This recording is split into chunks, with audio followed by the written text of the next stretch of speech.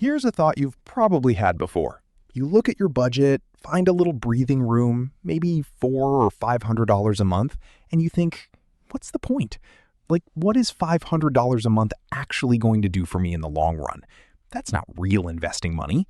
Real investing is for people who have thousands of dollars sitting around every month. People who already have serious income. People who are already wealthy. So you do nothing. You tell yourself you'll start when you're making more money, when life is less expensive, when the timing is better. And in the meantime, that $500 gets absorbed into your lifestyle without you even noticing where it went. Here's what nobody tells you. That exact amount, $500 a month, invested consistently, produces a number that most people genuinely refuse to believe when they first see it. And the math behind it isn't complicated.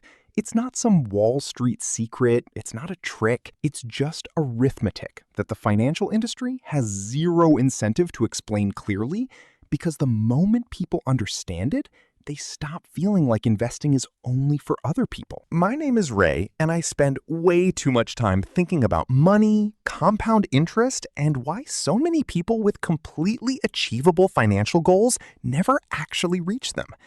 If you want to understand the real mechanics of wealth building, instead of just hoping things eventually work out, make sure to hit that subscribe button and give this video a thumbs up if it ends up changing how you think about what's actually possible for you. All right. Before we get into the numbers, let me ask you something honest. If someone told you that a specific habit, done consistently starting today, would make you a millionaire, what would you assume that habit costs per month? Most people guess something like $2,000 or $3,000 a month, maybe more. Something that feels out of reach for a normal person with a normal income and normal expenses. Because that's the story we've all absorbed. Wealth building is for people who already have money. Investing is for people who have extra money after everything else is covered. And if you're not already in that category, you're basically just waiting for your turn. That story is wrong. And not just slightly wrong, it's the kind of wrong that costs people hundreds of thousands of dollars over the course of their lives, because they kept waiting for a starting point that never required waiting at all. Here's the thesis of this entire video. $500 a month, invested consistently in a diversified index fund earning average market returns, will make you a millionaire. Not in some theoretical fantasy scenario, not if everything goes perfectly. Just by doing one simple thing repeatedly over time and letting mathematics handle the rest. And the reason most people never experience this is not because they can't find $500 a month. It's because they don't believe the outcome is real until it's too late to take full advantage of it. Let's talk about why our brains are so bad at understanding this. Human beings are wired to think in straight lines. If you save $500 this month, you have $500. Save for 12 months, you have $6,000. Save it for 10 years, your brain automatically calculates something in the neighborhood of $60,000. That's linear thinking, and it's how we naturally process numbers. The problem is that compound interest doesn't work in a straight line. It works exponentially, which means it starts slow, feels almost pointless for the first few years, and then accelerates so dramatically that the numbers stop feeling real. Psychologists actually have a name for this. They call it exponential growth bias, and studies show that virtually everyone, including people with financial backgrounds, consistently underestimates how powerful compounding becomes over long time horizons. It's not a failure of intelligence, it's just how human brains are built. We are not naturally equipped to intuitively grasp exponential math, which means the only way to really understand what $500 a month can do is to actually run the numbers out loud, year by year, so your brain can see what it can't naturally feel. So let's do exactly that. We're going to assume $500 invested every month, an average annual return of 8%, which is a conservative estimate based on long-term historical stock market averages. And we're starting from zero. No inheritance, no head start, no existing portfolio. Just $500 a month and time. After year one, you've invested $6,000 of your own money. Your account balance is sitting around $6,240. Not exciting. You already knew you were putting in $500 a month, so the idea that you have roughly $6,000 after a year is basically what you expected. The market return added $240. That's a nice dinner, but it's not exactly life-changing. And this is exactly the point where most people look at the number, feel underwhelmed, and quietly stop. After year 5, you've put in $30,000 of your own money. Your balance is around $36,700. Now the market has added over $6,700 on top of your contributions. Still doesn't feel revolutionary, but something has quietly shifted beneath the surface. Your money is starting to work alongside you. You now have a financial partner that doesn't take breaks, doesn't call in sick, and doesn't ask for a raise. Year 10. You've contributed $60,000. Your balance is approximately $91,500. Stop here for a second and actually sit with this number. You put in $60,000 and your account has $91,500. The market added over $31,000 that you never earned, never worked for, never had to negotiate for.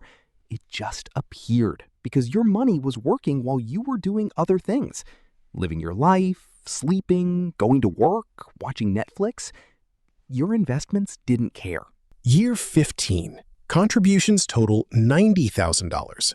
Balance is now around $173,000. The math is starting to accelerate visibly. You added another $30,000 of your own money between year 10 and year 15, but your balance grew by over $81,000 in that same window. Your money is doing more of the heavy lifting than you are now. That is the shift people talk about but rarely get to feel because they stopped contributing before they ever reached it. Year 20. You've put in $120,000 over 2 decades of consistent $500 monthly investments. Your balance is approximately $294,000. Nearly $175,000 of that is pure market growth that you generated without lifting a finger beyond your monthly transfer.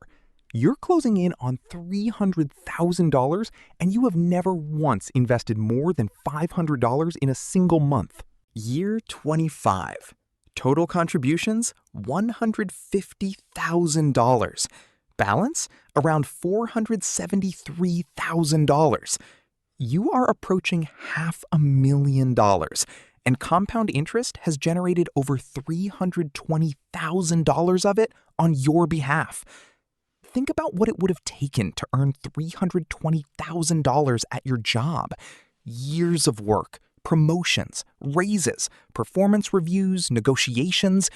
Your investments generated that same amount in the background while you were busy living your actual life. Year 30. Total contributions, $180,000. Balance, approximately $745,000.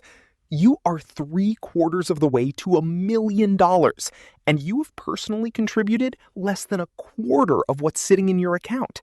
The rest was built entirely by math, by time, by the decision you made decades earlier to start when it felt too small to matter.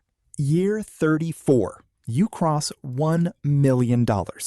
You have invested $204,000 of your own money over 34 years, and compound interest has generated the other $796,000 on your behalf. You contributed roughly $1 for every $4 the market created. That is what $500 a month actually does when you let it run. That is the number most people never bother to calculate because they assumed the answer wasn't worth knowing. Now, here is the part of the video where I need you to pay very close attention, because this is where the math stops being exciting and starts being urgent. Everything we just calculated assumes you start today. The moment you delay, the numbers change in a way that is genuinely painful to look at. Let's say you're 25 right now, and you start investing $500 a month immediately. By the time you're 59, you're sitting on over $1.1 million. You did it! Normal income, normal life, $500 a month. Done. Now, let's say you wait. Not forever, just 10 years. You tell yourself you'll get serious about investing at 35, when you're more settled, making more money, have fewer expenses. Everything is identical. Same $500 a month, same 8% return, same discipline. You just started a decade later. At 59, your balance is approximately $440,000. Not $1.1 million, $440,000. You lost over $650,000 by waiting 10 years. You didn't lose it to bad investments or market crashes or some financial mistake you made. You lost it to nothing. You lost it to waiting. That single 10-year gap cost you more money than most people earn in an entire decade of working. And if you wait until 45, starting at $45 with $500 a month, at 59, you have around $160,000. Same person, same discipline, same $500 every single month. Just started 20 years later. The difference between starting at 25 and starting at 45 is nearly $950,000. Almost $1 million. Not lost to bad luck or bad decisions, but purely to the years you spent not starting. This is what financial advisors mean when they say time in the market matters more than timing the market. It sounds like a bumper sticker.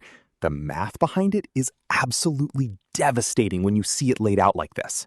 Now let's address the part where most people check out of this conversation. You might be sitting there thinking, okay, the math makes sense, but I genuinely do not have $500 a month to invest. My expenses are real. My rent is real. My bills are real. I'm not living lavishly. I just don't have the margin. I hear that, and I'm not going to insult you by telling you to stop buying coffee, but I am going to ask you to look honestly at where $500 actually goes in a typical American budget, because for most people, it's not hiding somewhere impossible. The average American household spends approximately $340 per month on restaurants and fast food combined. That's not a judgment. That's just the data. Then there's subscriptions, streaming services, apps, gym memberships, software tools, and recurring charges that most people forget they're even paying for. When people actually audit their accounts, that number typically runs between $150 and $300 per month. Then there's the car situation. The average new car payment in America right now is over $700 per month. The average person could be driving a reliable 3-year-old used car for $300 to $400 less per month and arriving at exactly the same destinations in exactly the same amount of time. I'm not telling you to eliminate every enjoyable expense from your life. I'm pointing out that for most people, $500 a month is not hiding somewhere impossible. It's hiding in the gap between the spending decisions you're making automatically and the spending decisions you'd make if you fully understood what that money was actually worth over time. That $50 you spend on dinner on a random Tuesday isn't $50. It's part of a $500 monthly investment that becomes a portion of $1 million over 3 decades. Every dollar has a future value. Most people only ever see the present one.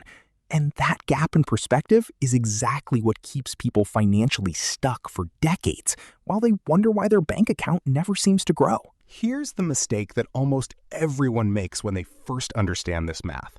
They get inspired, they decide they're going to start, and then they convince themselves they need to find the perfect investment account, the perfect fund, the perfect moment, the perfect amount before they can begin. So they spend 3 weeks researching and then do nothing because the options feel overwhelming and the timing never feels quite right. Weeks turn into months, months quietly turn into years, and the clock that was supposed to be working for them has been running against them the entire time. Don't do that. A basic, low-cost index fund inside a Roth IRA or a 401k started today with $300 a month will outperform a perfectly optimized portfolio started 2 years from now. because the variable that matters most is not how sophisticated your investment strategy is. It is how early the clock starts. Here's the reframe that actually changes behavior when people really internalize it. You are not trying to find extra money to invest. You are redirecting money you are already spending toward a version of yourself who does not have to work forever. Every $500 you invest today is purchasing future freedom. Every $500 you spend on things that won't matter in 6 months is selling that freedom back for something forgettable. That is the actual trade-off most people are making every single month without realizing they are making it. When you understand what $500 compounded over decades actually produces, the question stops being, can I afford to invest? And starts being, can I actually afford not to? The financial industry benefits enormously from people believing that serious wealth building requires serious money up front. Brokerage firms, wealth managers, percentage-based financial advisors, they all do better when your account is larger and when you feel like you need their help to get started. They have very little incentive to tell a 27-year-old with $500 a month that they already have everything they need to become a millionaire. So mostly, they don't. But the math has always been there. Compound interest has worked exactly the same way for centuries. The stock market has returned roughly 10% annually before inflation for nearly 100 years. None of this is new information. It's just information that tends to stay buried under the noise of people trying to sell you a more complicated and more expensive solution to a problem that was never that complicated to begin with. The simple version is this. Start with whatever you have, make it automatic so you never have to actively decide whether to do it each month, put it in a diversified, low-cost index fund, and leave it alone. Increase the amount whenever your income grows. Do not panic when markets drop, because they always have recovered. And the people who stay invested through downturns are the ones who capture the full return over time. That is the entire strategy. No sophistication required, no special access, no minimum balance that puts it out of reach for normal people. Your future self is going to be one of two people. The person who looked at $500 a month and decided it wasn't enough to bother with, who kept waiting for more income, better timing, a clearer picture, and who arrives at retirement with a fraction of what was mathematically possible. Or the person who ran the numbers, felt that uncomfortable mix of excitement and urgency, and started anyway with whatever they had right now. The math does not care about your excuses. It does not care about your current income, your existing debt, your bad timing, or your complicated feelings about investing. It only cares about one thing: when you start. The best answer to that question has always been the same: today.